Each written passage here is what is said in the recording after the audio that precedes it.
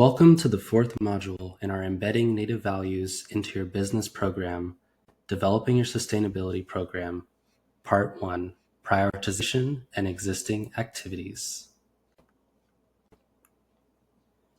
Let's review the learning outcomes so you know what to expect and what we'll be focusing on. By the end of this session, you will understand what a sustainability program is and why it's important to your business, employees, customers, and community.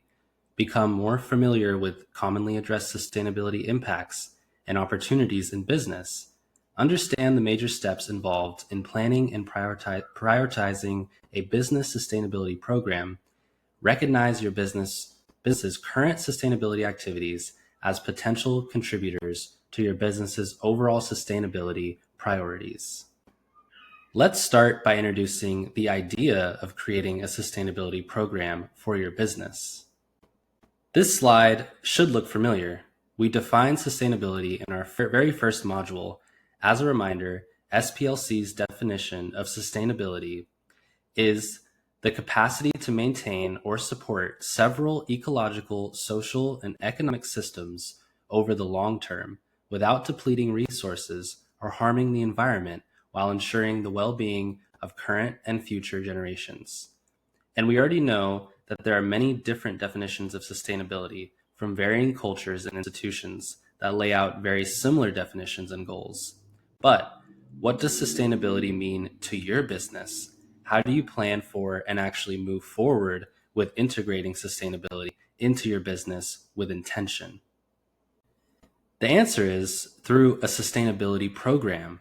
A sustainability program is a formal plan for your business that integrates its success with the health and prosperity of all of our relations and current and future generations. A sustainability program is the foundation for all sustainability-related activities in your business. It gives additional legs to important activities that might already be going on independently, while at the same time engages your business to do more in an organized and prioritized manner. Up until now, we have been talking about integrating sustainability mostly just into your purchasing. We'll talk a bit later about why focusing on your purchasing is still a critical component of your business's sustainability program. At this point, however, when we refer to business's sustainability program, we want to think more broadly than before, considering how sustainability can be integrated into all aspects of your business, including all of your internal operations and interactions with your community as well, not just your purchasing. Even with that widened perspective, all of the same sustainability protections that we reviewed in the context of purchasing remain, like climate protection, habitat preservation, and health and safety, for example. However, at this point, we're not only talking about your supplier's performance in these areas, we're also talking about your business's performance in these areas. For example, you would not only expect your suppliers to provide fair wages for their employees, your business would ensure that it also would be doing the same. Before we get too far along with thinking about your business's overall sustainability program, let's take some time to learn a bit more about commonly prioritized sustainability impacts and opportunities across businesses, what those businesses are doing to address them, and the potential benefits that come with that action. Since we've already covered local, diverse, and inclusive opportunities at length in the last video on demand module, let's focus on 3 more that are generally very relevant and important for businesses of all sizes: climate protection, pollution prevention, and workers' rights. Let's start with climate protection. Climate protection is all about preventing or reducing the effects of climate change. Global organizations like the Nature Conservancy, cited here, define climate change as changes in global weather patterns causing devastating and, in some cases, irreversible environmental changes as a result of the human use of fossil fuels. The greenhouse gases emitted from those fossil fuel use have been scientifically proven to be the underlying cause of the greenhouse gas effect, causing climate change, with carbon dioxide and methane contributing the most greenhouse gas emissions out of 6 total gases. When businesses of any size wish to address greenhouse gas emissions and climate change, they typically focus on reducing energy usage in their operations and their suppliers' operations, reducing waste, and in some cases pursuing renewable energy, either on-site or off-site through what's called renewable energy credits, or RECs. The great part of addressing greenhouse gas emissions is that it almost always comes with operational efficiencies that translate into cost savings. For example, that Energy Star refrigerator from back in our first module saved money from reduced electricity usage. Efforts in this area can also build trust and credibility with your customers, employees, and your community members. And finally, if you or your suppliers decide to pursue renewable energy, it can even reduce the risk of energy disruptions in yours and your suppliers' operations. Now let's move on to pollution prevention. Pollution prevention is all about removing toxins, also referred to chemicals of concern, in your operations and your suppliers' operations. Toxins are man-made and natural chemicals used in agriculture, manufacturing, and products whose exposure creates risk to human and animal health, the environment, and property. While regulation plays some role in controlling the use of toxins, unfortunately, the vast majority of chemicals in commerce around the world are not regulated, which means business's sustainability programs need to go further than just meeting the law to truly protect from their effects. When businesses of any size wish to address toxins, they typically try to eliminate toxic chemicals in their operations or their supplier operations, or substitute them with non-toxic alternatives. Eco-labels are a great way to do that when it comes to off-the-shelf products, and there are resources available to guide safer chemical raw material use as well, such as those provided as resources in Mod 3 on the NWNC startup page. Proper handling and storage processes, ongoing training, and fostering a safe handling culture where employees are encouraged to report unsafe conditions are also common practices. As was the case with the greenhouse gas emissions, the payback of addressing toxins includes operational efficiencies, cost and risk reductions from reduced chemical use, fewer cleanups, and a healthier workplace. And again, contributing to your reputation as a more sustainably minded business with your customers, employees, and community. And our final impact and opportunity that we'll review in detail today are labor rights. Labor rights protections ensure that everyone's human rights are protected in a place of work or business. Human rights violations include a wide variety of potential situations, such as failing to pay minimum wage or overtime, workplace discrimination or harassment of any kind, unsafe working conditions, and improper employee classification to avoid providing benefits. When businesses of any size wish to address labor rights, they establish clear labor policies and procedures for their own employees, their contractors, and their suppliers. They foster a positive and inclusive workplace and introduce a grievance process to report potential labor rights violations. And they commit to globally recognized fair labor business standards such as SA 80000 or the Fair Trade Products label we also touched on in Mod 3. The main payback to a business when it comes to addressing labor rights is the increased productivity and reduced cost through low turnover and employee well-being. Okay, so now that you know what a sustainability program is and you're familiar with some of the most commonly prioritized sustainability impacts and opportunities related to one, how do you develop your business's sustainability program? Well, we're going to use what's called a strategic program planning approach to do that. Strategic program planning is when a business pauses from the day-to-day, takes a step back to reflect on where they want to head in 3 to 5 years, and makes a formal plan to get there. It involves prioritizing and analyzing the current state, envisioning your desired future, developing focus areas and a plan to achieve that future, and implementing and evaluating along the way. The SPLC has its own strategic program planning process shown on the slide here. It's used to coach businesses through creating their initial sustainability program. We're going to leverage it in modules 4 and 5, and while we won't get through the entire process, we should be able to get you through the initial design planning stages, including prioritizing what specific impacts and opportunities you want to focus on with your sustainability program, documenting your current activities that already support that, and developing a 3 to 5 year vision and program plan that you can share with others for feedback and future development and eventual implementation. So, why would we bother using a strategic planning process to create your sustainability program moving forward? Well, for most businesses, it helps provide directions and focus, especially with something so broad and challenging like sustainability. A strategic program planning process can help point you towards what's most relevant and impactful for your business to focus its efforts on. It also improves decision making by guiding business level choices and where you will put your efforts in alignment with those priorities. It enables your business to respond to change.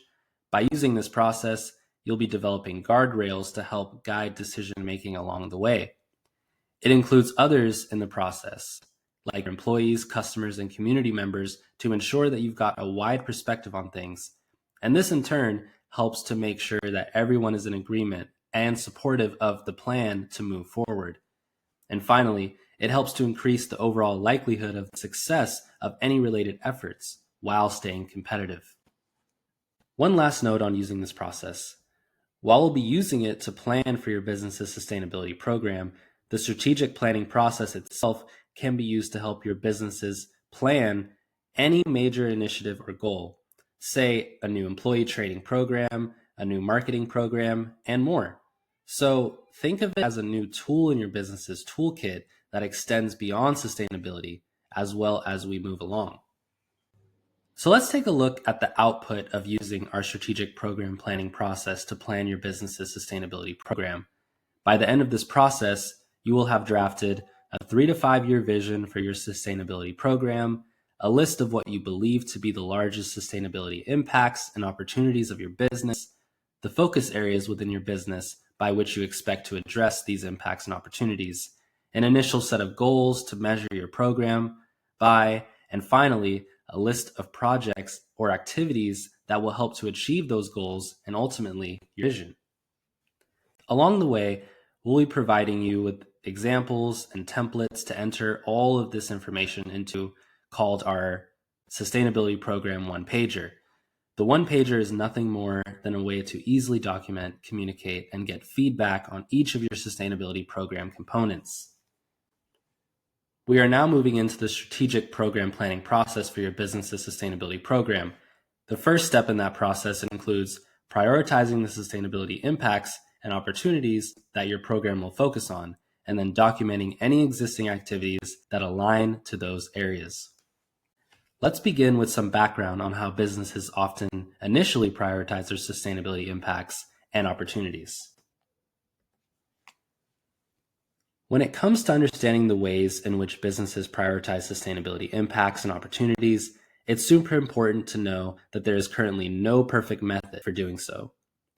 Quantifying sustainability impacts, such as greenhouse gas emissions, toxins, etc., is an emerging science. So businesses generally leverage a combination of different techniques, including those that you see here.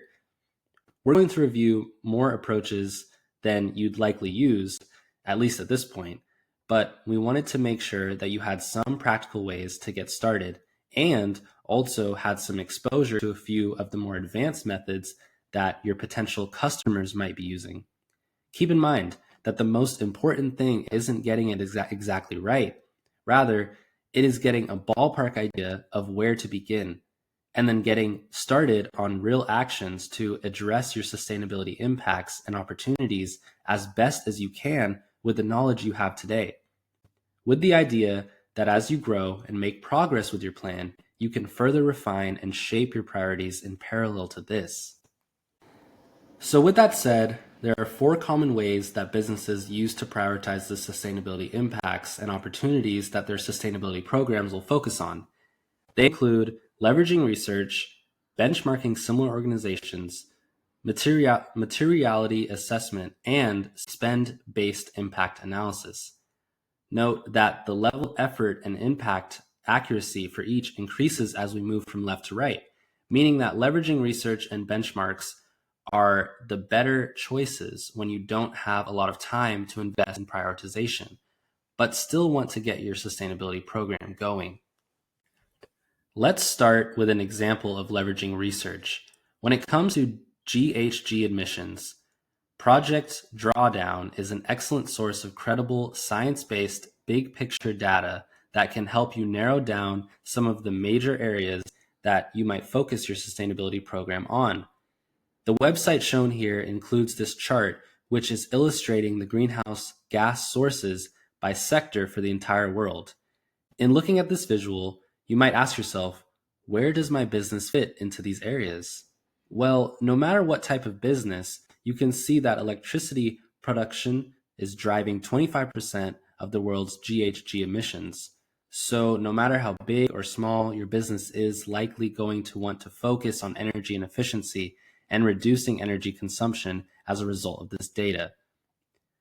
If you happen to run a farm or sell food, you might also take note that food, agriculture, and land use is the source for 24% of the world's greenhouse gas emissions. So looking into or expanding more sustainable farming and food operations might also be a great area of focus for your sustainability program in this case. Benchmarking similar organizations is our second prioritization approach. More specifically, you can benchmark publicly available materiality assessments for businesses that sell similar goods or services to yours. While there are different types of materiality assessments out there, the more meaningful one is called a double materiality assessment. A double materiality assessment is a process used to identify and prioritize the most important environmental, social, and governance issues that a business contributes to and also to which its business is impacted by. A double materiality assessment is a long and costly process, especially for a small business. So we would not expect you to do one specifically for your own business. However, it is the most common approach for larger businesses, and it is also almost always made available to the public. So if there is a larger business that you aspire to become that sells similar products or services, you may be able to find their materiality assessment and leverage some of all of it to set your own business's sustainability priorities. Here's an example of the output of a materiality assessment. For more background, the process is often led by a consultant and includes one-on-one interviews with business owners, employees, customers, suppliers, and community members, where they are asked what they believe to be the most important sustainability impacts and opportunities of that business. The responses are then consolidated into a chart like the one you see above, which ranks each impact and opportunity based on 1, its importance to the business, and 2, its importance to the interviewed community, known as stakeholders. Impacts and opportunities that are of high importance to all groups involved become that business's prioritized sustainability impacts and opportunities. In this example, in the top right section, that includes responsible sourcing, climate change, and community engagement, amongst other things. The final prioritization method that we'll talk about today is spend-based impact analysis. This is when a business uses their spend and dollar-based impact ratios to measure the total impact of their spend by a particular category or type of purchasing. For example, this spend-based greenhouse gas emissions analysis demonstrated that most of the business's greenhouse gas emissions were coming from their electricity usage, food and dining services, construction and maintenance, fuels, and waste. This in turn informed the business to focus their actions to reduce greenhouse gas emissions in these areas in order to achieve the most positive outcomes for their sustainability program. Once again, we would not expect you as a small business to do spend-based impact analysis for your own business. However, there are credible websites that publish the results of these analyses so that businesses like yours can benchmark from it. Similar to benchmarking for the materiality assessments we mentioned, the West Coast Climates Forum's website, which the link is shown on the slide, is one of those resources to check out. And one final thought before we head into the hands-on portion of this section. Over the past decade, researchers, nonprofits, and businesses have been collecting prioritization data using these methods that we discussed. And what they have been finding is that as their data becomes more accurate, a business's supply chain, in other words, what they buy, continues to rise to the top as a primary source of the majority of a business's sustainability impacts and opportunities. So, while right now you should be thinking more broadly as you plan your sustainability program, including your operations and what you sell, it's still really important to continue to also think about what you're purchasing as you develop your own sustainability program plan, since it's very likely that most of your business's sustainability impacts and opportunities are also in your supply chain. Okay, let's start to apply these learnings in your business. Please pause the video and have your prioritization and existing activity worksheet ready in front of you. Once you're ready, press play. This worksheet will guide us through the first step of your sustainability program planning process. 1, identifying the impacts and opportunities that your sustainability program will focus on, and 2, documenting the existing activities you have going on inside your business that already help to address them. To help connect the dots, this worksheet will ultimately help you start to fill in those initial sections of your sustainability program one-pager, like your sustainability priorities, your focus areas, goals, and projects. Okay, let's begin. As a first pass, please take the next few minutes to think about and mark the sustainability impacts and opportunities of your business that are most important to you, your employees, customers, community, and all of your relations. Consider ones that you already prioritize and also those that you haven't historically addressed. And remember, you have already gone through a similar exercise when you began drafting your supplier sustainability code of conduct. So we encourage you to leverage what you prioritized at that time, just keeping in mind that we want you to prioritize at a broader level this time around, keeping not only your suppliers and spend in mind, but also your operations and the items you sell. Pause the video now to complete step 1. Okay, let's move into step 2. For step 2, think about your business's current activities, which are already addressing the sustainability impacts and opportunities you prioritized in step 1. These activities may be something that you're already doing for the sake of sustainability, or it might be something that you're doing to serve another purpose in your business, and that's okay. It still counts. For each activity, document the sustainability priority it supports, whether or not purchasing is involved, its current status, and any next steps for taking it further. Essentially, we're documenting an inventory of what's already going on in your business that you can build onto in order to address the sustainability priorities you've identified. And if you can't think of any existing activities, that's no problem. Instead, use this time to brainstorm on things you could or wish to be doing. There are a few examples in the worksheet to help you get started, including the supplier code of conduct. Take the next few minutes to jot a few things down. Pause the video now to complete step 2. All right, let's move into a self-reflection session. You'll have the next few minutes to think about the following questions. What are the sustainability impacts and opportunities your business might initially prioritize? And what activities are you already doing that address these priorities? Pause the video and press play when you're ready. Great work. Thank you for participating in that activity, and congratulations on kicking off the development of your sustainability program. As mentioned earlier, our worksheet exercise should have helped you begin to fill in these initial parts of your program. We encourage you to continue thinking about your priorities and existing activities as we move into Module 5. In Module 5, you'll be leveraging these initial priorities and activities to begin planning your 3 to 5 year program vision, focus areas, and future activities. And then hopefully you will feel equipped to begin drafting your own sustainability program one-pager. As additional reference along the way, here is an example of what a completed sustainability program one-pager might look like. Here's another example of a sustainability program one-pager created by Corrine Losi, founder of Losi Pro Wash. Corrine participated in our very first cohort and used the insights from the program to develop and integrate her company's sustainability program, now featured on her business website as well. Okay, so that's it for Module 4. Please complete the following tasks before starting Module 5. 1. Finish your prioritization and existing activity worksheet if you haven't completed it already. Review the new vision and program plan worksheet found in materials in Module 5. And finally, 3. Review the sustainability program one-pager template, which can be found in the materials in Module 4 and 5. Thank you for reviewing Module 4, Developing Your Sustainability Program, Part 1. We'll see you in the next one.